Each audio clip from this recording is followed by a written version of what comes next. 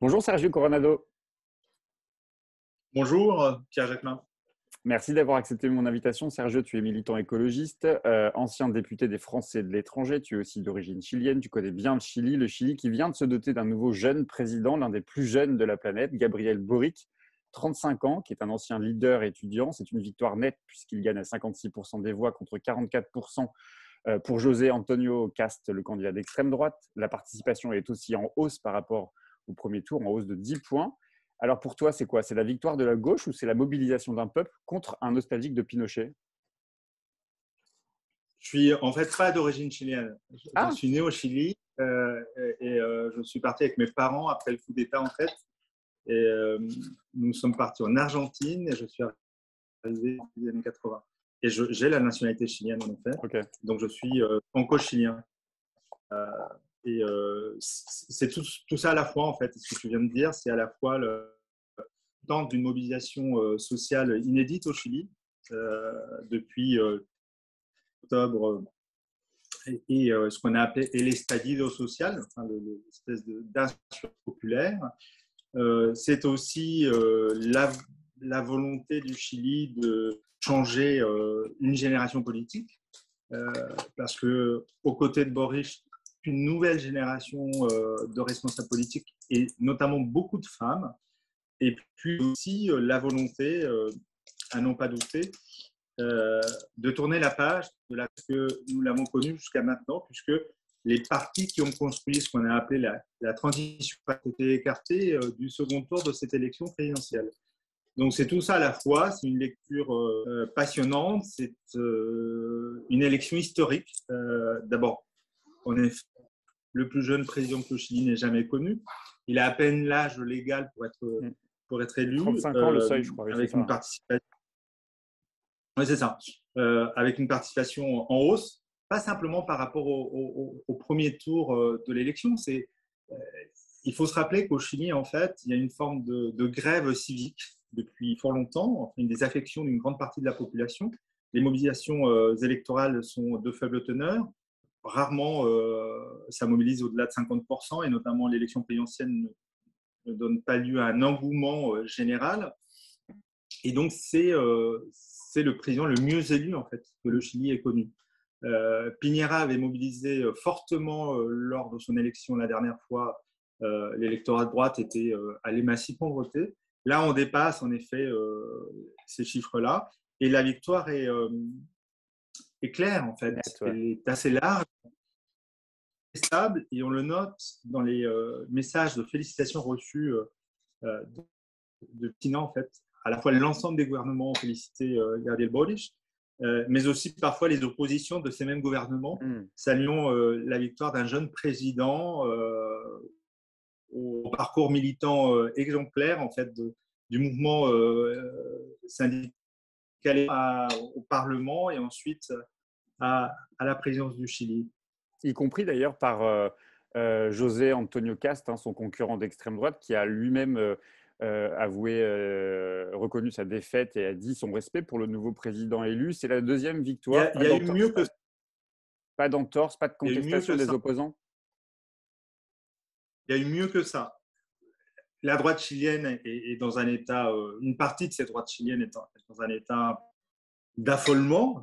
On le voit sur les réseaux sociaux, dans les commentaires, mais les nouveaux présidents disent aussi sa volonté de ne pas inscrire sa présidence dans une polarisation excessive et parfois inévitable qu'on connaît sur le continent latino-américain. Il n'y a pas simplement eu la reconnaissance de la victoire de Boric par le candidat d'extrême droite, Cast, en fait, mais il y a eu une rencontre en fait entre les deux finalistes après les résultats. Et je crois que ça aussi c'est un signal en fait de la part de ce jeune leader, de ce jeune président, de vouloir gouverner largement. Il l'a dit lors de sa première prise de parole devant des milliers de personnes, devant une foule en liesse, qu'il souhaitait être le président de tous les Chiliens. Ouais. Ouais, il a une majorité au Parlement qui est une majorité qui est pas très claire, pas très nette. Ça veut dire qu'il va devoir aussi composer avec une coalition avec le centre-gauche et peut-être même la droite aussi. Alors, c'est une victoire et en même temps, je disais tout à l'heure que les partis qui avaient construit la transition à la connaissance avaient été écartés, mais ils existent aujourd'hui au Sénat et à l'Assemblée nationale. Il faut savoir que Boris et cette nation était en coalition donc avec le Parti communiste, mais au sein de la constituante, ils sont plutôt en fait alliés dans les travaux qui sont conduits aujourd'hui pour l'année prochaine une nouvelle constitution qui marquera la fin de l'ère Pinochet. Et donc, ils ont su nouer des relations assez larges.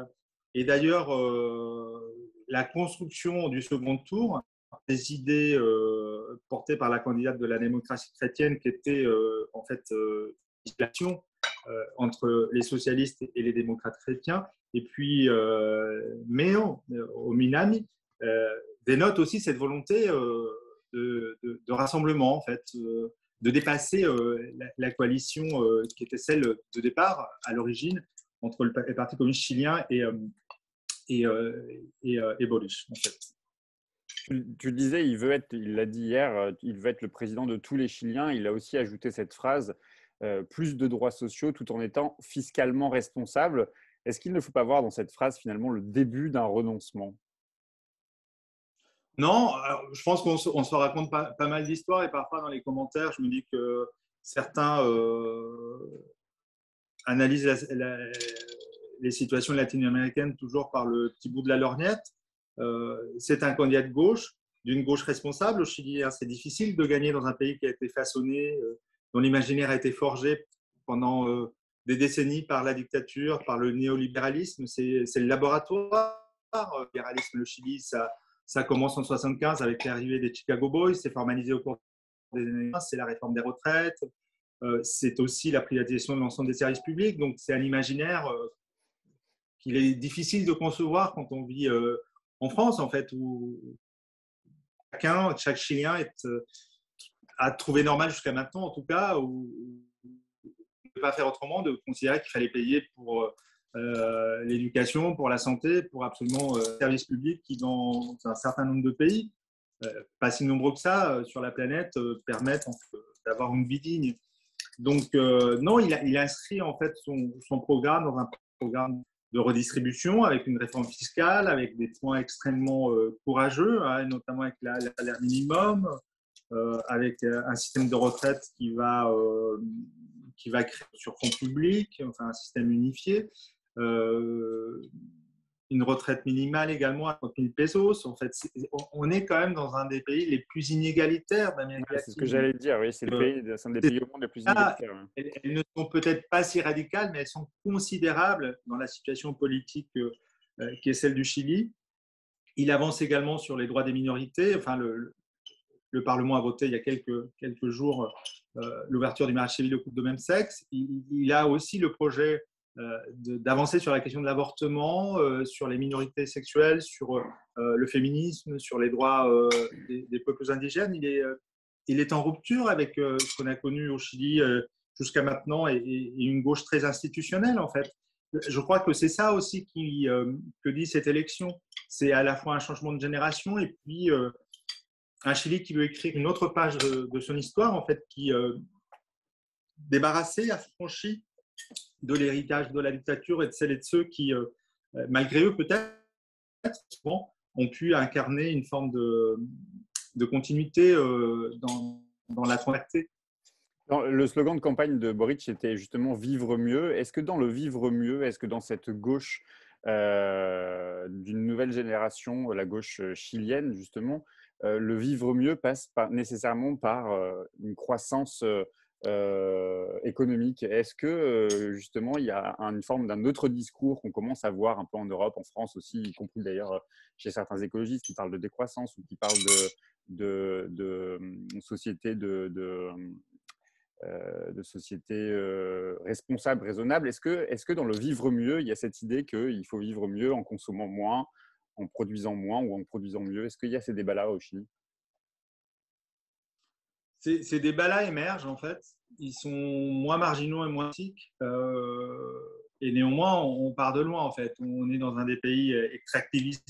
La richesse chilienne, c'est le cuivre, en fait. C'est les mines, les grandes Ouais. mines du nord du Chili. Ils incarnent, en fait, le dynamisme économique.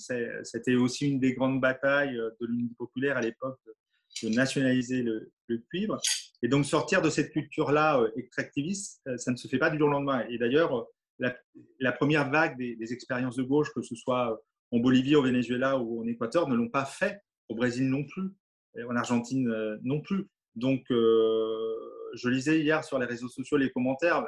Il y a eu des tweets un peu maladroits où les uns et les autres voulaient s'approprier cette victoire et on disait une gauche écolo.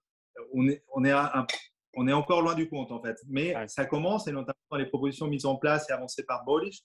Il y avait la mise en place d'un fonds public de lutte contre le changement climatique et puis il faut savoir aussi, c'est un député du sud du Chili où il y a eu de nombreuses batailles ces dernières années contre les barrages, contre l'appropriation de la nature, ce commun en fait. Et donc, il est aussi imprégné de ces batailles-là. Et c'est aussi quelqu'un de sa génération, à vrai dire. C'est-à-dire que quand on entendait les débats au Parlement, les députés depuis quelques années déjà, il est imprégné d'une forme de nouveaux logiciels. Et pendant la campagne électorale, d'ailleurs, il y a eu quelques ruptures fortes avec la tradition classique de la gauche chilienne et notamment de cette gauche un peu radicale que pouvait incarner le PC. Dans le débat de la primaire avec Jado, le candidat du PC, il lui a dit qu'à un moment, vous regretterez le soutien que vous apportez au Venezuela, à Maduro, comme Neruda et son ode à Staline. Et donc, c'est une vraie rupture. Il y a eu, par exemple, au moment de la campagne, tout un débat sur la situation nicaraguayenne. Et cette nouvelle génération a pris non seulement ses distances et fait de la question des droits humains pas simplement une posture, mais également un élément profondément de changement, en fait. Et ça, c'est, à mon sens, une nouveauté qu'il faut noter, qui est très importante. Quel écho ou quel impact va avoir justement cette élection sur l'Amérique latine et je pense plus singulièrement évidemment au Brésil qui va renouveler son président, enfin qui va devoir élire un nouveau président l'année prochaine. C'est plutôt une bonne nouvelle, ça suscite plutôt justement un espoir, j'imagine, du côté brésilien. Parce que tu me disais hier, par exemple, une chose que j'ai peu lue d'ailleurs, qu'il y avait eu beaucoup d'empêchements dans le cadre du vote au Chili, les transports publics, notamment dans les endroits où la gauche vote principalement, les transports publics ont été arrêtés, où ils ont été réduits. On peut imaginer qu'il y ait des entorses comme ça qui soient faites au Brésil, mais quel impact ça peut avoir justement sur une élection qui est proche, celle du Brésil? Alors, l'élection de Boris c'est d'abord un frein à l'avancée de l'extrême droite sur le continent. Avec, je veux dire, avec l'élection de Bolsonaro, on avait eu l'impression qu'après la vague des gauches des années 2000, on allait assister à l'aune de ce nouveau millénaire à une sorte de déferlement d'extrême droite. C'est un frein et avec des conséquences sur l'ensemble du continent. On l'a vu avec les félicitations reçues. En fait, il y a une sorte de renforcement de ces expériences. La gauche est au pouvoir aujourd'hui au Mexique, elle est au pouvoir en Argentine et peut-être le sera-t-elle au Brésil si Bolsonaro est défait. Et on a beaucoup d'espoir. Enfin, moi, je suis très réservé là-dessus parce que c'est très compliqué. En Colombie, avec Petro, le Chili, c'est un pays où les grandes familles, les grands capitaux forgent en fait le débat public. Il y a très peu de presse critique. La télévision est aux mains des grands groupes. Et donc, évidemment que c'est aussi une victoire contre cet état de fait, contre ces dominations en fait de l'imaginaire chilien. Et la droite a usé de tout ce qu'elle avait sous la main. Et elle a encore beaucoup de cartes en main, la droite, en fait, au Chili. Elle a l'argent, elle a des postes institutionnels, il a des moyens financiers considérables. Enfin, je veux dire, on n'est pas si éloigné que ça en France, en fait. Aujourd'hui, avec la concentration des groupes d'information, avec le matraquage informationnel, voilà, faut s'imaginer que cette situation-là, le Chili la vit de manière beaucoup plus intense et depuis beaucoup plus longtemps. Et donc, en effet, ça a été une bataille, qui a été menée, mais qui a été gagnée parce qu'en fait, la volonté de changement était puissante, elle était énorme. Elle faisait suite à un soulèvement populaire de nature presque insurrectionnelle, enfin, ce qu'on a connu depuis 2 ans au Chili, avec ces mobilisations monstres. C'était impossible à arrêter. Et puis, il faut le reconnaître, Boric, qui n'est pas directement l'incarnation, le prolongement direct de ce mouvement social-là, lui, il incarne cette génération d'idées étudiants qui, il y a 11 ans, avaient affronté le pouvoir avec Camila Vallejos ou Joe Jackson, qui sont en fait les figures montantes de la gauche chilienne d'aujourd'hui et qui feront le pays de demain.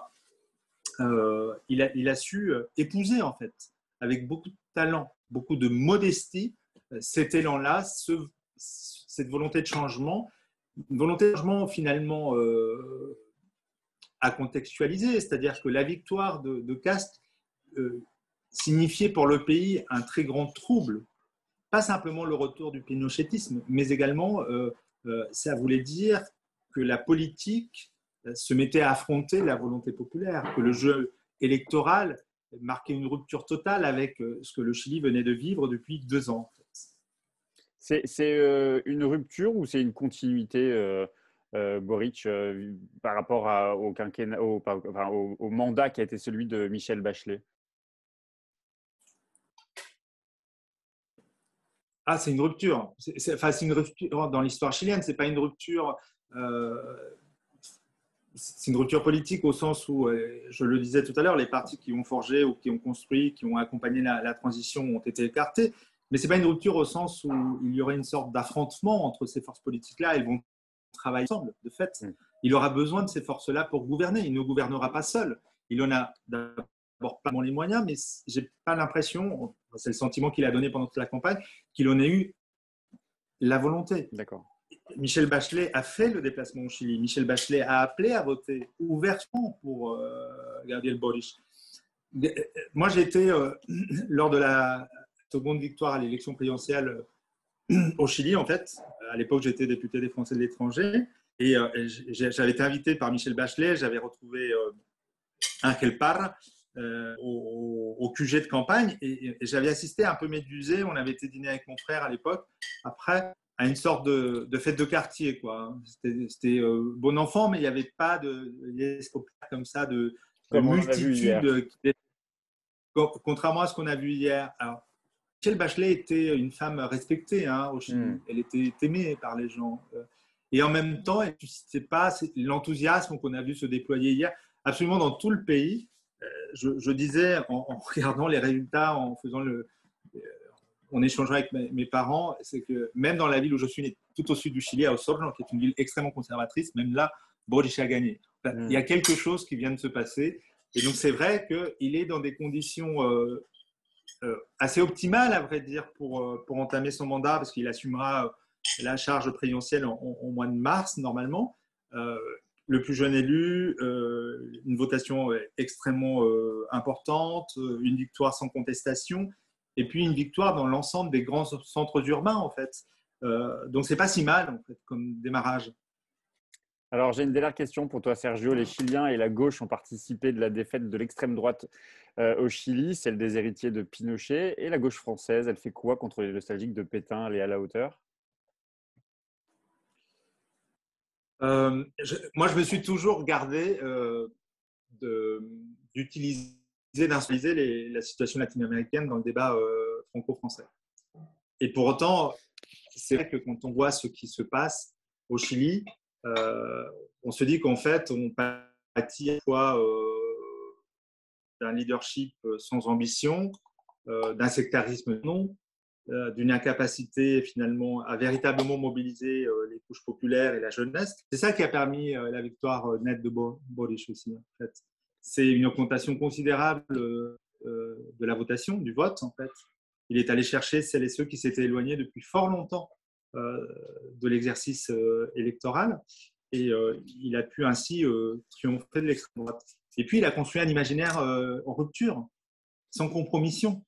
Ce n'est pas sans doute le programme de rupture le plus radical qui soit, mais il a parlé au cœur des Chiliens, il a parlé de solidarité, il a parlé de fraternité, il a parlé de tolérance, une démocratie suffisamment mûre et forte pour parler à l'ensemble du peuple chilien. Il s'est engagé à mener son mandat en dialogue permanent avec la société civile, avec celles et ceux qui même le contestent et qui le contestent déjà alors qu'il n'a même pas pris de responsabilité en tant que tel.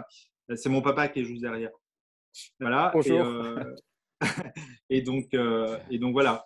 Je pense qu'il y a quelques analogies que l'on pourrait faire, mais toi qui es un acteur, toi qui es un militant écologiste, je l'ai dit, un militant politique, qu'est-ce que ces débats autour des primaires, de l'union de la gauche, de l'hypothèse aussi d'une disparition de la gauche, parce qu'il n'y a pas un candidat qui paraît dépasser non, les mais 10%, moi, un scénario littéraire est toujours possible. L'arrivée de Taubira dans le débat. Je me soulève le cœur de me dire qu'aujourd'hui, ces gauches-là, en fait, qui, il n'y a pas si longtemps, au moment des régionales, dans quelques régions, ont pu fusionner sans difficulté la liste pour avoir des candidats élus dans les conseils régionaux, la main sur le cœur, nous disaient qu'ils étaient capables de gouverner ensemble, prétendent aujourd'hui qu'il est impossible même de se parler. Moi, je ne sais pas s'il est possible d'avoir une candidature unique, je ne sais même pas si c'est souhaitable. En tout cas, ce que je sais, c'est que personne ne peut gagner seul et que, en tout cas, personne ne gouverne seul. Ouais. Personne. Et que si la gauche venait à être en responsabilité, eh ben, toutes les familles de cette gauche-là, des socialistes aux insoumis, en passant par les écologistes, les radicaux, les communistes, on serait obligé, en fait, de construire un programme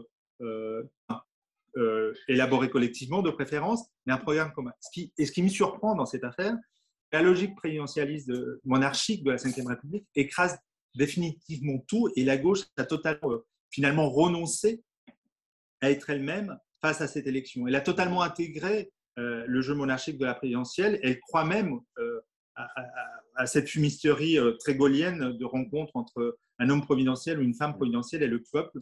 Et tout ce qui relève du dialogue, de l'échange, de la discussion, de la mise à plat des conflits, des différences, mais à la construction aussi de synthèse, elle semble aujourd'hui incapable de mener à bien ce travail nécessaire.